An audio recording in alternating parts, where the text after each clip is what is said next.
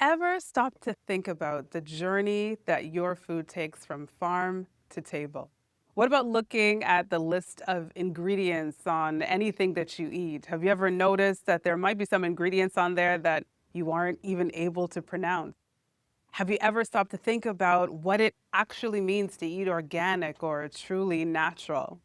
Welcome to Homestead Education. These are just some of the topics that we're going to be diving into today. My name is Nadia.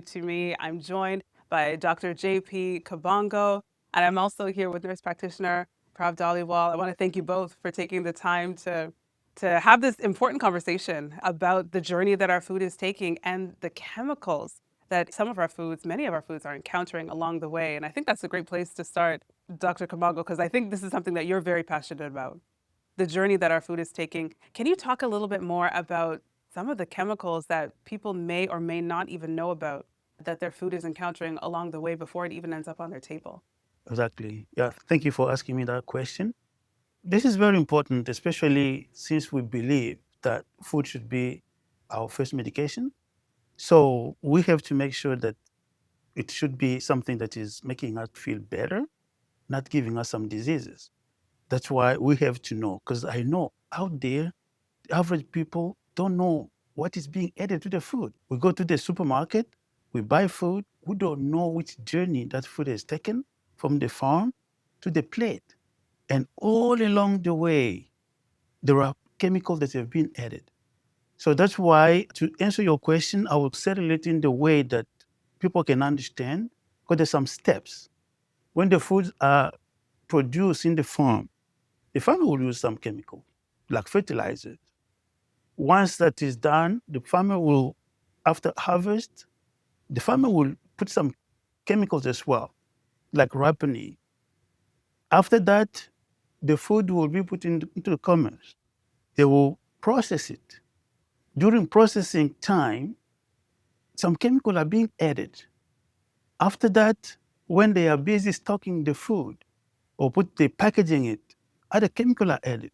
And then when you go and buy that food, the food has already having at least 4 steps. And now you go and buy it, there's another step, preparation and serving. So when people are now serving the food or preparing it, there are some chemical produced during that process of preparation, just like byproduct, or there's some other chemical that will be added to that.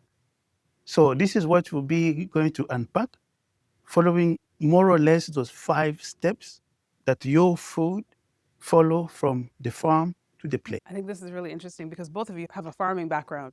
This conversation goes beyond just the medical practice to your own daily lives. These are things that you practice. And probably even before the camera started rolling, we were talking about, we won't name names, but we were talking about something that you were thinking about as some food that you purchase on a regular basis. And just wondering, we should be asking ourselves some questions. That's key. Questioning everything that you're purchasing. When you go grocery shopping, you should be looking at those labels. It's rather than just looking at something and saying, oh, wow, this comes from all the way from there.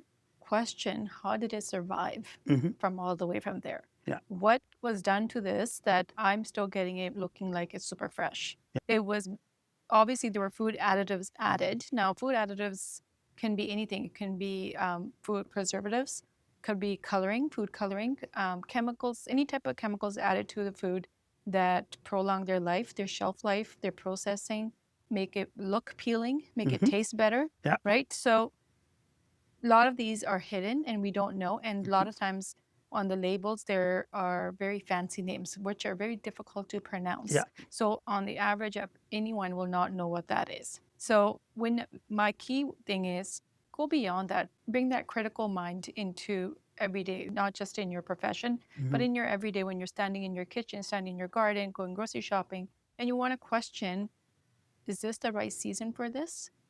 Why am I getting perfectly well ripened mangoes in the middle of December? Yeah. Where did these come from? True. And when you start questioning, you're going to start digging for that information. Yeah. And that's when you'll learn and you'll realize you're actually putting a lot of chemicals in your body. True. If I Yeah. can just add to what Pravi just said, that's why we advocate for whole food. Yeah. Which means this is the real food that comes Yes. from the ground Yeah. where they haven't put anything, starting from fertilizer. Yes. It should be something where there's no fertilizers, Yes. where there is no other chemical added to grow that food. When they harvest it, they don't put anything. So this is what we call whole food. So it has not been processed, nothing added to that. Yeah. So this is more or less what we call as well organic. Organic. Yes. And finding that it's quite rare nowadays. The truest organic food comes from your garden. Yeah. Because you know what you put in it. Exactly. You know what the soil you put in it. And like we were talking earlier, composting. Yeah. Our city has made multiple initiatives to compost. We're not allowed to throw contaminated cardboard with food in the garbage anymore. Yeah. It can be part of compost. And again, that was a great initiative, educating everybody. Yeah. And now, whether that compost goes to the city to come and collect, or you can use it yourself to make soil in your own gardens. Yeah. I think every family should have a compost bin. Definitely. Yeah. It's not complicated. That's why in some of the programs we'll be having, we'll be teaching people how to do compost at home. Yes. It's not complicated. You can have just everything that we throw away from our kitchen. Yeah. But this is something that can be very useful for our plants. To have plants grown on the homemade compost where Yeah. there is no chemical. Yeah. This is what will be really very beneficial to And our the health. difference, you can tell in the quality of food as well, by homegrown tomatoes versus store-bought tomatoes. It's funny enough, in our household, if a member of my family member, if they have homegrown tomatoes, which they're actually supposed to be allergic to or bring on headaches, they don't get that. But when they eat these tomatoes from stores, they get headaches. Oh, and yeah. They get sensitivity reactions. True. It's because those foods have additives added to them, which are not being digested properly, right? Causing these reactions. Yeah. We're going to get into the practical tips, which I think both of you are going to have a lot of, just because of your Yeah. medical Yeah. practice aside, your own Yeah. backgrounds. I think you'll have a lot of practical tips. Right. But let's start at the beginning, the farming stage. First of all, why are pesticides and fertilizers used on farms these days? Not just the large ones, but even some of the small ones. Okay. I will take that one. So fortunately, I've been privileged, starting from agriculture. For those who don't know, I'm an agronomist before becoming a doctor. So I've seen in the courses of training of becoming an agronomist, we have some module called food technology, because they train you so that when you produce your own food, you should be able to process it so it doesn't get rotten. So you can be able to sell it to the public there. So we learn all of those things like making powder milk, how the cheese is being made. So this is part of what we call food technology. And that is important as well. So now coming back to your question, why farmers use all of these chemicals? Because nowadays it's to increase productivity. Because if you remember what you were saying, nowadays farmers, what they want to do is not just for subsistence. It's not for what they use on a daily basis. By the way, you'll be surprised that many of these multinationals are producing food all over the world. They're farming over many hectares of land. They use a lot of chemicals. But those people who produce those food, they don't eat it.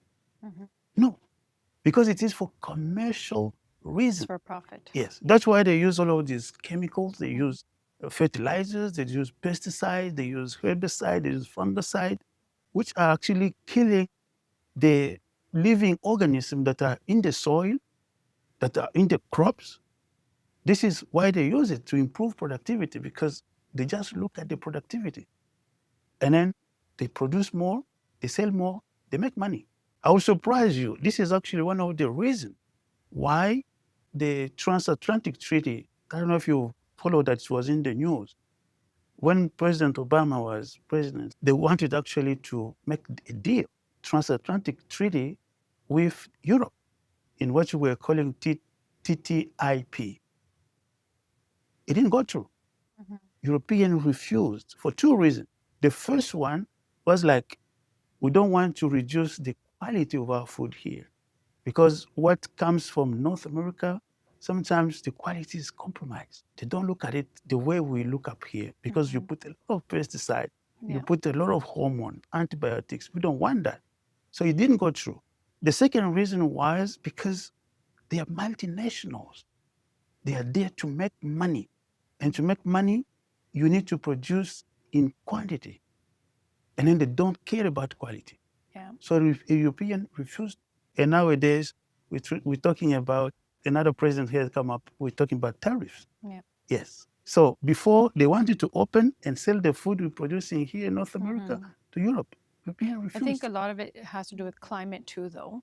European, South Asian countries, the climate's really good, right, for farming versus living up here in the north. It's not as great, right? So when we do have farmers, we have a lot of agricultural land. They are very limited to what they can actually grow here, right? What will actually grow and what they can sell. So farmers are working hard. I think a lot of it, if they don't use pesticides, they're not going to yield enough crop to sell and make profit. Yeah. Then there will be no income for them. Yeah. So it comes down to that, do I want my income or do I care enough to go organic, right? So for somebody that's a farmer and that's their sole job, that's what they have to do. Other reasons they use pesticides is, one, to prevent a lot of diseases, right? A lot of insects that carry diseases, and that can also contaminate crop, right? By law, they have farming organizations and associations following crop, and they do test them. They do pesticide testing. So they are asked to use certain pesticides at certain times of the year, like to go in February to kill frostbite, to prevent frostbite of the plants, prevent contamination, to make sure that you end up having good yield in that time period. So I think it really depends on how that farmer is working or what their aim is. A lot of the organic farmers will try, I think, organic, but it's very rare to find organic products here. I think you'll have to go into that. Like a lot of our local business are out in Kelowna, out in Osoyoos, right, where they actually have farming. If you've gone down there, you'll see lots of grapevines, apple trees, peach trees, cherry. People go there in the summer months to actually do fresh picking off the trees. But who can afford that? That's another question. Affordability becomes a question, right? Many times we talk to our patients about healthy eating, healthy practices, right? But many, you have to come back to that balance. Many don't even have gardens, right? Many don't have the affordability to drive down to go purchase organic, right? Buy organic dairy, organic eggs. It's not only fruit or vegetables, that's everything. So we're dealing with all sorts of things, right? So yes. And that's healthcare. Exactly. Yeah. That's why in homestead education, Yes. we advise people to grow their own food. Do as much as Yes, possible. because even though they put here this is organic, Yes. no one can guarantee you that they didn't use any fertilizers. I remember like being young and being in school, and we were taught how to do canning, which they don't teach anymore, right? Yeah. We were told how to boil or make tomato sauce and can it, peaches and etc. Right? It was, that effort was made by teachers then and school boards and stuff, but now there's no time for that. The curriculum has shifted quite a bit. Exactly. Right? The focus is not on nutrition. The focus is not. But there is some initiatives like going into, like going back to food additives. Some school boards have initiatives like they've cut out absolutely no juice boxes. You're only allowed to bring water. Yeah. That's it, which is great. So I think those things will come, and we'll talk more about that in a bit. But that's why, just to add to what you're saying, yeah, that's why we advocate for children can be taught earlier involve your kids, on how to read labels. Yes. How to even grow small things in the pot. Yeah. Yes. Just to avoid what another child was thinking, that candy is growing the tree.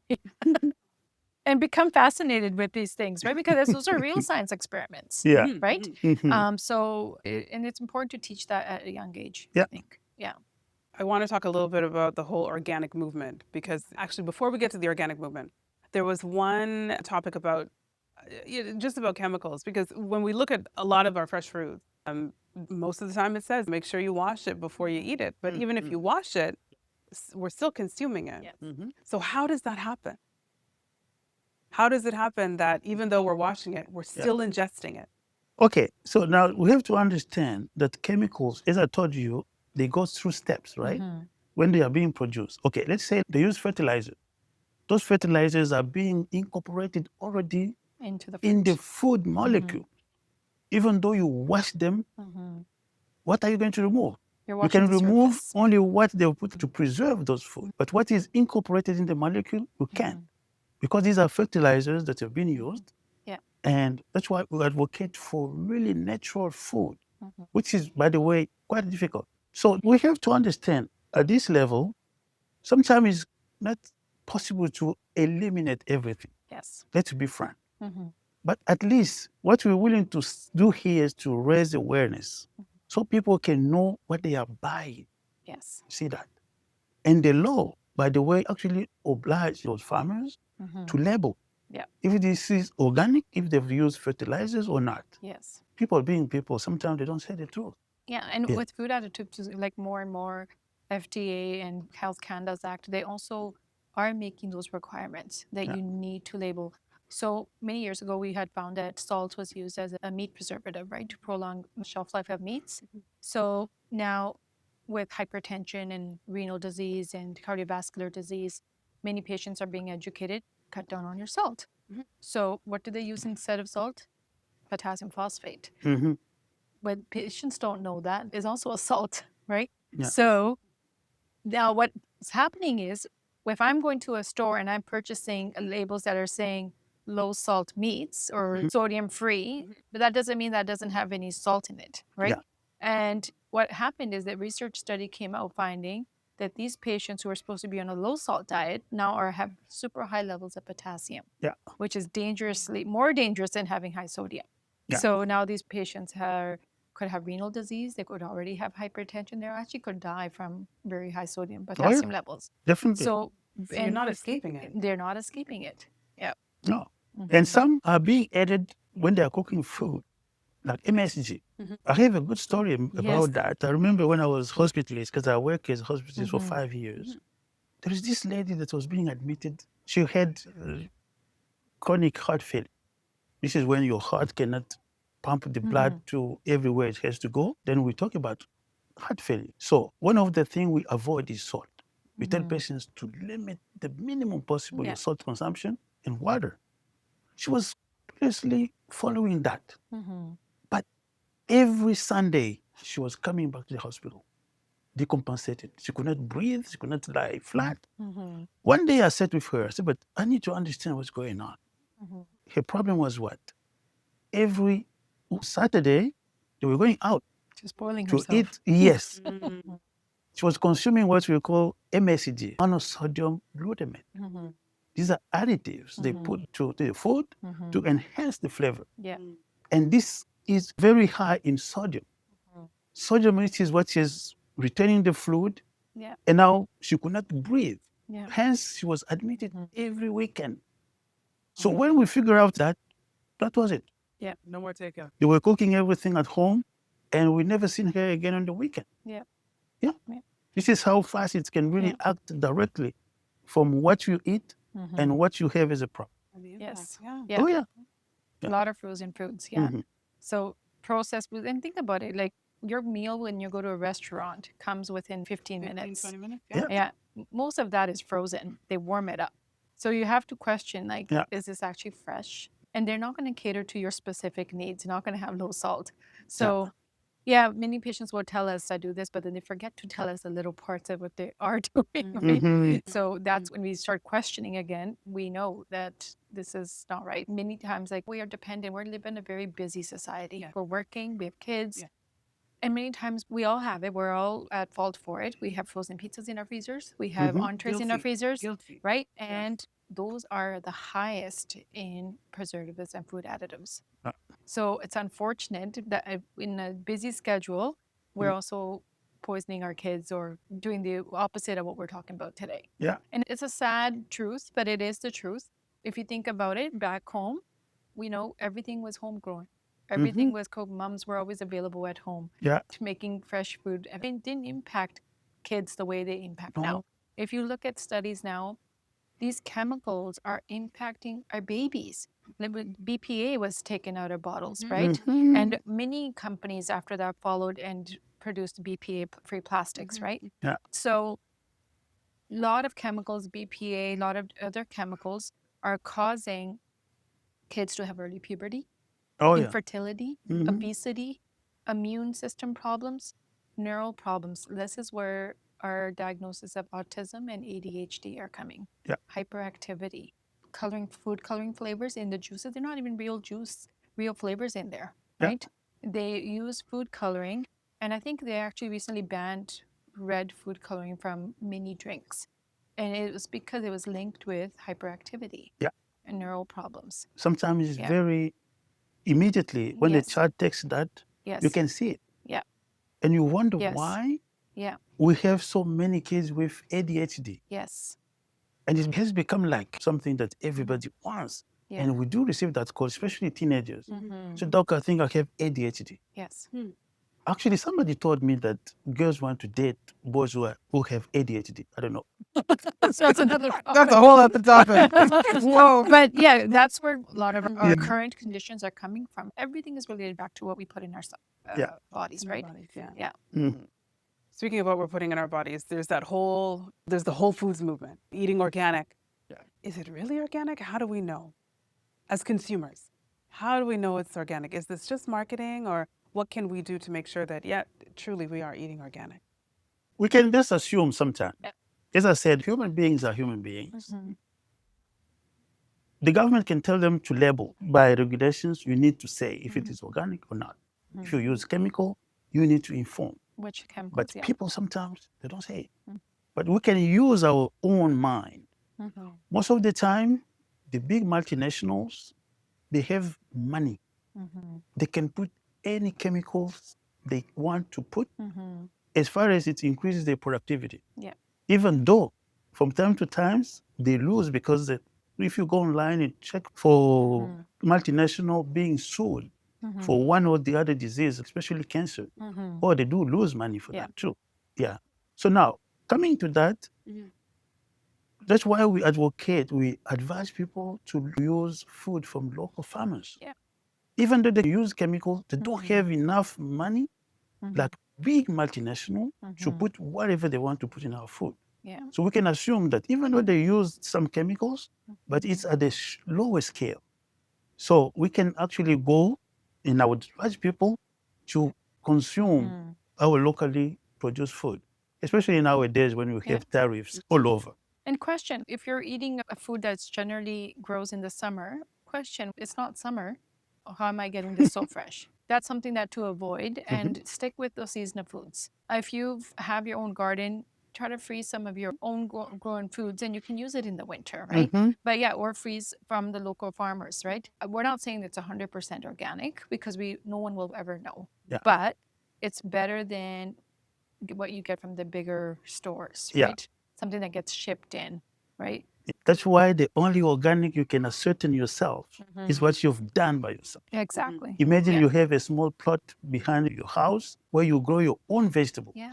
Yeah. No chemical, nothing sprayed. Then you can say this is 100% Homegrown. organic. Yes.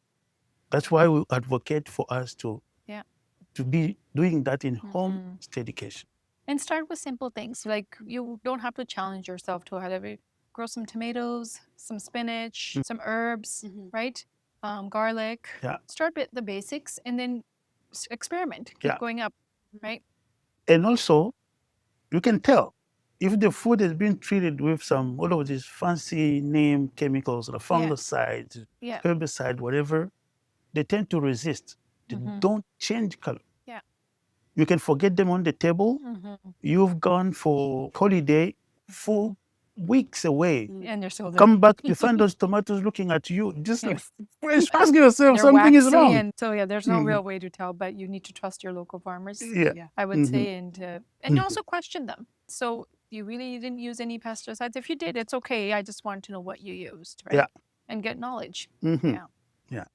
I think this is a good time to talk about the kinds of foods that we do unfortunately eat a lot of here in North America, and that's processed. So what is the difference between processed food and ultra processed food? You want to take that? So ultra processed foods are foods that mimic, for example, majority of the ultra processed foods are like fake meats, right? Or frozen foods, right? That have a lot of chemicals put in to keep them fresh, keep them appealing and taste good, okay? So with the fake, the ultra processed, they're processed in a way, so first of all, they're not real meat. They're a whole bunch of foods that are combined together with a lot of chemicals and over processing to make it taste very similar to chicken, what beef would taste like.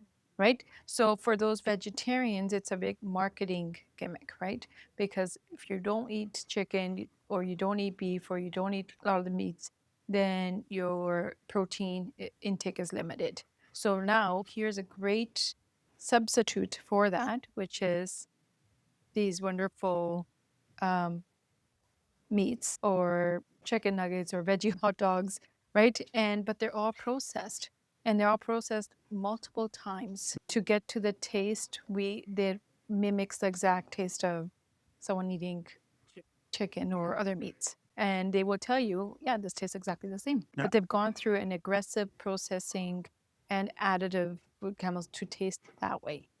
What I'm noticing on those packages, and I'm guessing this is a government requirement, is that now it's saying this product is very high in sodium. Yeah. Or, yeah, usually that's what I Because see. sodium will preserve it. Yeah. But that doesn't seem like enough to stop people from buying it. No. And like I said, it's knowledge is power, right? And in someone's mind that is not able to have access to meats or is not able to eat whatever their reason for being vegetarian is, they're thinking, I am short on protein. I'm not taking enough protein intake. Yeah. This is a substitute. If I eat this, I'm getting my protein for the day, right? That's a simple reason why a lot of our consumers will go to that. Vegetarian consumers will go buy that because now in their plate, instead of having a chicken breast, they've got veggie chicken nuggets, Yeah. right? So their kids aren't missing out. They're not missing out, but they don't realize that it's actually worse than being a vegetarian or not Oh, having. different. Yeah. Yeah.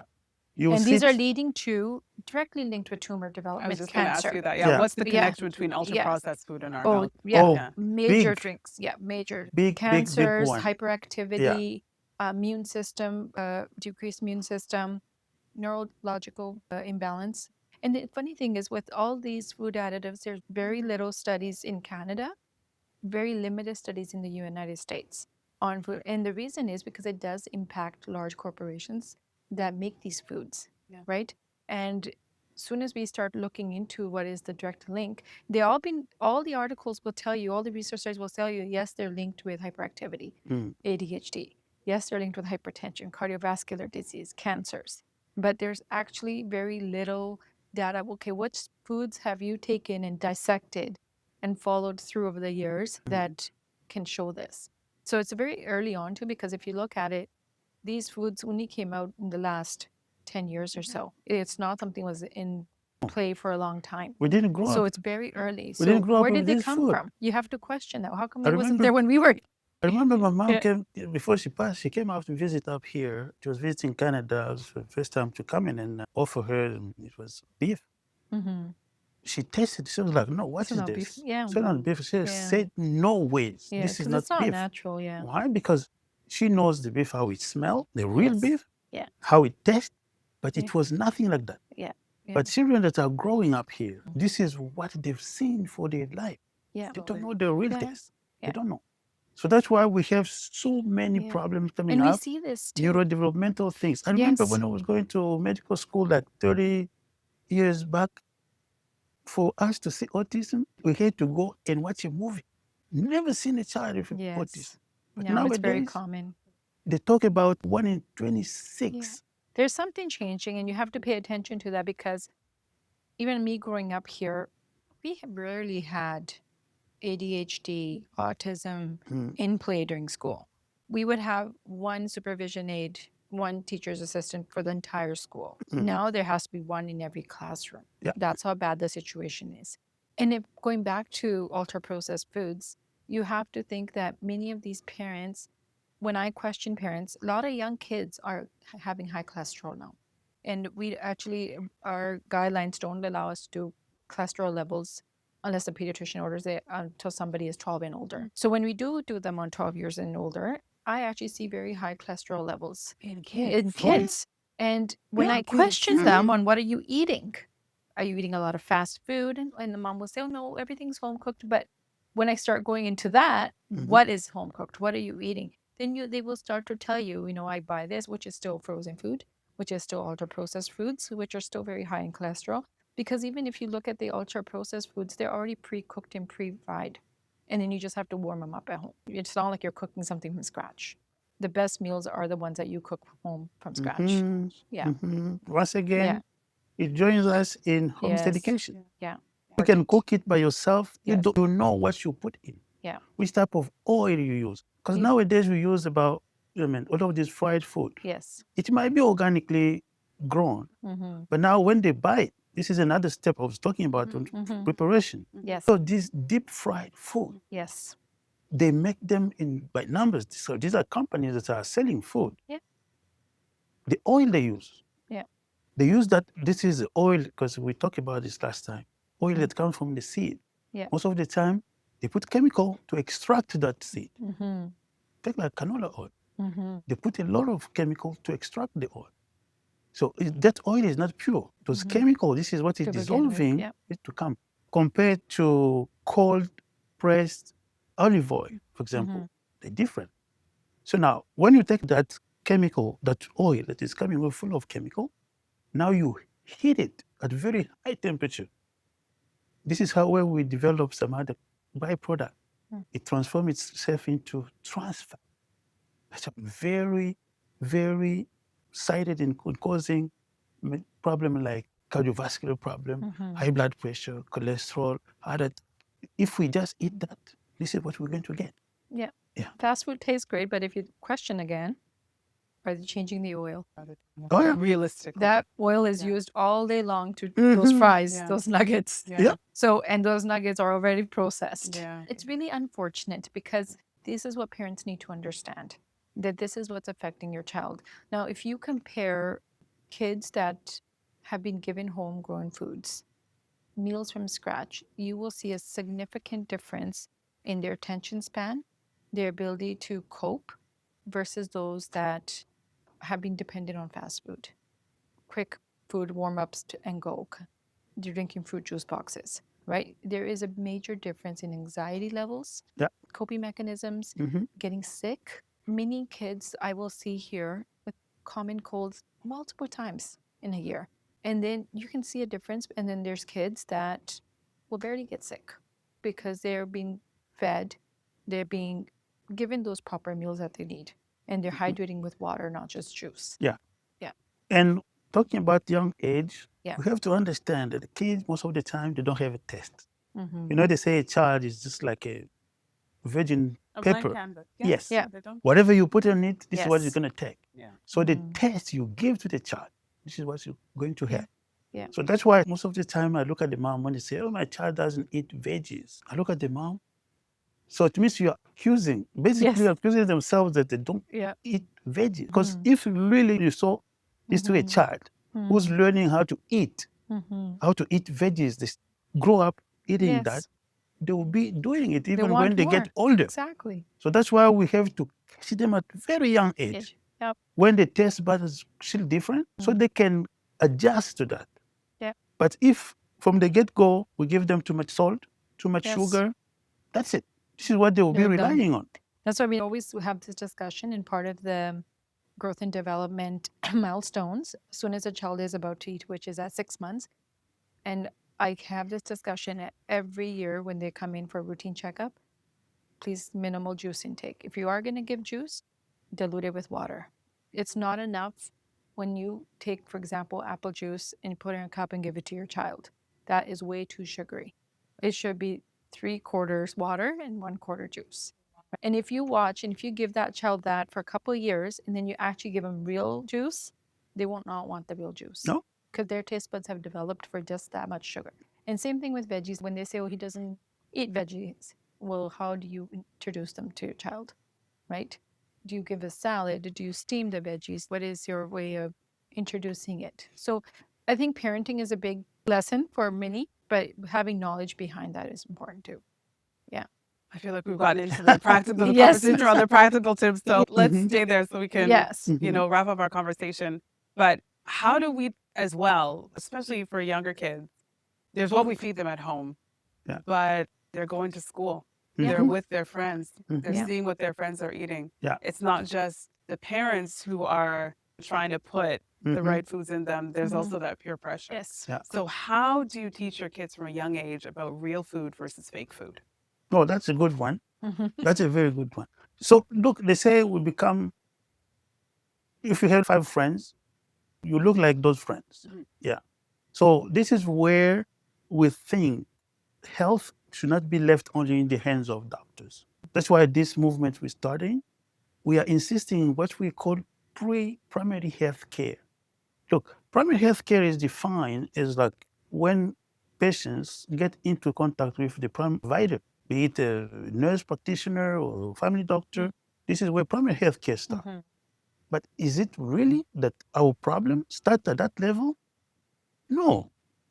The problem has started way back before, Yeah. when we are still at home.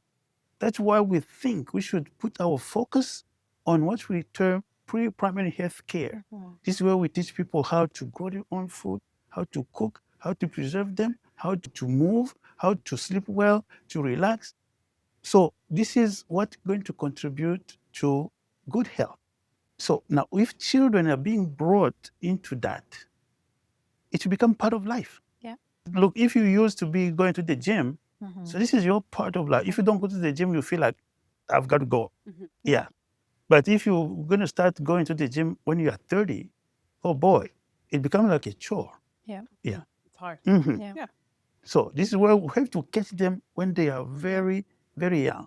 So now tying that to children that are copying what the others are eating, but if the government has come in there, as we were talking, teaching children how the plant Mhm. germinate, they can have the toys like wheelbarrow, Mhm. what they use, the small things that you use in agriculture. They learn how to play with those things. They see how the plant grow. Yeah. So it becomes like almost part of their DNA. And when they get a bit bigger, when they start like at the level where they can read, let's bring them Yeah. shopping together. I was at a daycare the other day, 2 to Yes. 5, Mhm. and one of their projects was Yeah. planting. Oh, Was Very good. planting. exactly. Yeah. This is very Yeah. good. Yeah. Mhm. Yeah. They get used to that. It's actually very interesting to do Mhm. that for a child, to see how you will put a grain in the soil, Yes. come 2, 3 Fascinating. days, and then you see the small Germinates. plant coming It's out. fascinating for Yeah. It's them. so Yes. fascinating. Yes. Yes. Yes. The real doctors are at home. The Mhm. real providers are at home, and Yeah. they start with the parents. Mhm. My 20-year-old, she's 20. She still looks forward to a home cooked meal. She'll come after a long day of university and what's for dinner, because she could easily eat out. She has the means to, Mhm. but she looks for that one meal at home Yeah. where it's home cooked, Mhm. right? And I started off very young with my kids. I would make sure after dinner we would have an hour of TV time, and I would cut a large platter of fruit, mixed fruit. And I never forced anybody. I would just put it in front of them, and within 20 minutes it was all gone. Yeah. And my kids were used to that as a young age. Mhm. And now my son, who's turning 16, needs his daily fruit. Yeah. Because you have to put in them very young, and it's the first 7 years that matter. Yeah. After that, you've done a great job. They will not go anywhere. They will want that, crave for that food, crave for the healthy lifestyle, right? And they cannot think otherwise. Yeah. Yeah. And True. whereas you're saying about peers, Mhm. I think if you raise them right and you've done the right things, and they see that the peers are loading on chips and pop, they'll want to try it, Mhm. right? And they do. And as a parent, you have to know when that right time is to try it. But honestly, if you've done your job, they'll never want to do it every day, right? Yeah. And there's nothing wrong with trying it. We didn't give pop to our kids till my eldest was 17 years old, Wow. right? And when we did, she started like binge drinking at parties, like Crush. She wouldn't drink Coke, it was just Crush. Then I had to stop. I'm like, you're getting carried away, even though she was 17, 18. Then she did. And she realized what she was doing, right? They will have that up and down, and it's very normal, and that's expectation of kids. But I always say, if you've done the right stuff up to like at a young age, they do come back to that. Yeah. And they value that. And now the important discussions that I'm hearing at home is that my daughters are talking to their friends, and they're realizing this, that mom has always made us food at home. My friends don't even get home cooked meals, and they come and give me that hug, and they show that appreciation, Yeah. right? So it's very important to start young, because they realize and value it at some point in their life. And the world is now lying to us like cooking takes long time. Yeah. Cooking. Yeah.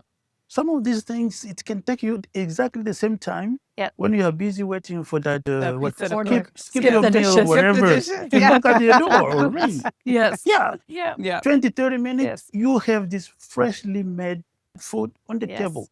Yeah. And you eat, you feel good. Yeah. It's not like when you eat and then kids become Yeah. jittery, they start jumping up and down. Yep. And at the end, you say, oh no, ADHD, we Yeah. need to medicate Yes. them again. Yeah. Which is And the you sad wonder part. why we're having, Mhm. we have to look into this really. It's a The long. lifespan is going down. Yeah. Kids are really not start thinking. I'm afraid this is going to be the first time when, because normally the next generation tend to live longer Mm-hmm. than the previous. Mm-hmm. I'm afraid this generation that is growing up now might Yeah. not be able to Yeah. live long to Yeah. outlive Their value. the Their. parents. Yeah. Yeah. Yes. And if you Yeah. notice, like, patients are getting diagnosed with cancer at a very young age now, Mm-hmm. right? Before it was like past 70. Now I've got 30-year-olds, 40-year-olds dying. So where is that coming from, right? And somebody has to take the time to kind of link, where is this? What carcinogens are they being exposed to? Yeah. And what is it? Two things what they were mainly exposed to. One is food, which we have to consume to survive. Yeah. And one is the technology around us that we're using, the radiation we're exposing ourselves to, right? So this is why we say don't use microwaves, right? Don't use plastics to store your food. Use glass containers, right? Avoid chemicals wherever possible. Yeah. Yeah. Last question. For someone who is like, okay, where do I start? We talked about so much, but where do you start? How does someone, if they really want to get started on homesteadication, if they want to get started on growing their own food, where do you begin? Well, this is a broad question as well. We'll try to see how we can really help people. First, you have to have that awareness that the food we're buying is not just what we see. Yeah. There's so many other things hidden there. That's why sometimes I will just open up a parenthesis there. If we expect that our doctor is going to tell us more about the food, even doctors themselves, sometimes what we receive in our training, we are not so much equipped for that. No. To prepare this podcast, I was checking. Average doctor spent studying nutrition. I was surprised because I went to agriculture. So I learned a lot, many of these things of food technology and other things. So coming to average doctor is just 10 hours of nutrition for the all medical training. 10 hours. That's not enough for us to really know what is happening with the food, to be really at ease To provide in the education. providing education, advising patients on what to eat. Yeah. That's why we end up referring to who? Nutritionist, dietitian. Yeah. And the wait list is so long again. Yeah. Yes. You wonder why such an important topic, nutrition, Yeah. which is, to me, is the cause of almost all Everything. chronic Yeah. diseases we're having today. Yeah. They link to nutrition. And what you receive from medical school is what? 10 hours. Yeah. 10 hours. This is not enough. Yeah. So people have to empower themselves. Coming to your question, if we think that our provider is going to teach us, themselves they're not informed. Yeah. You cannot give what you don't have. Yeah. Yeah. Yeah. So we have to empower ourselves in learning in the forum like this, reading newspapers, and being aware that the food we buy is not just food. There's so many other hidden chemicals that are able to cause many diseases to us. Yeah. So now, being able to having a small plot at the back of your yard where you can grow your food. Sometimes you can do it just on your window. Yes. So if you don't, it can be on your rooftop. So if you don't have that, but just bearing that in mind, in lieu of going to just big market, go to the local farm. As we said, the idea is just to minimize the chemical that we take. Now, when you bring that food that you've bought, take time to wash it. If it is like food that comes with wax, you've seen like there's some waxy stuff on top, you can soak it overnight to remove that. So take time to wash the food, so at least to minimize the amount of chemical we take, because many of these chemicals are giving us trouble today. Small steps, right? Yeah. So Mhm. if somebody wants to start, they can start by questioning what they're buying, right? Read the labels. And like Dr. Kabongo said, we don't have answers for everything because it's not like we did formal nutritional training, but we are partners in healthcare. So if a patient comes to us and says, I want to learn more about this, we'll work with you, right? Well, it's good for us to gain that knowledge. So if that's something that you commonly eat and you're concerned about what's in that, bring the labels. We can talk about it. But it starts by empowering yourself to make those changes at home. So don't buy juice boxes, okay? Encourage your kids to have more water, right?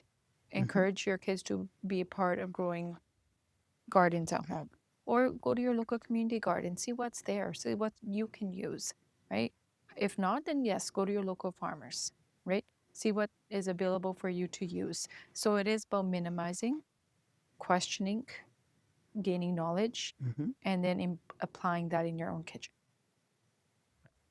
I think we're going to have to leave it there for this episode. Lots more to cover. But thank Yes. you both. Thank you both No for your worries. knowledge, for your time, and thank you for joining us for this episode of Homestead Education. We're going to be back soon with another episode with more knowledge to share, more of your questions to answer, which if you do have questions, be sure to leave them in the comments below. We'll get to them. Thank you so much for joining us. Take care of yourselves. Okay. Thank you. Thank you.